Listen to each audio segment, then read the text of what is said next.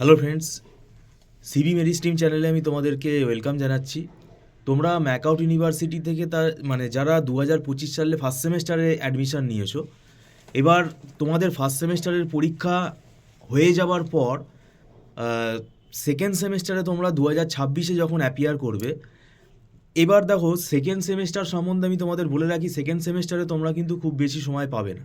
কেননা ফার্স্ট সেমেস্টারের পরীক্ষা হওয়ার পর কিন্তু সেকেন্ড সেমেস্টারটা আমরা যেটা আইডিয়ালি দেখি সেটা কিন্তু জুন মাসে হয় বা এন্ড অফ মে হয়। তো সেক্ষেত্রে সেকেন্ড সেমেস্টারে হার্ডলি তোমরা 3-3.5 মাস মতো টাইম পাবে।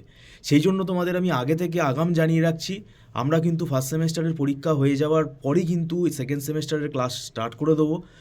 তোমরা 4 ইয়ার্স ফরম্যাটে যারা বিসিএতে অ্যাডমিশন নিয়েছো ম্যাকআউট ইউনিভার্সিটিতে, 2026-এ তোমরা যারা সেকেন্ড সেমেস্টারে উঠবে, তোমাদের কিন্তু ক্লাস আমরা স্টার্ট করে দেবো। তাই তোমরা আগে থেকে তোমাদের যাতে এই নোটিফিকেশানটা পৌঁছায় সেই জন্য তোমাদেরকে আমি জানিয়ে রাখছি, ফার্স্ট সেমেস্টারের পরীক্ষা দাও, দিয়ে কিন্তু খুব বেশি লেট করো না, কারণ সেকেন্ড সেমেস্টারে তুমি টাইম পাবে না।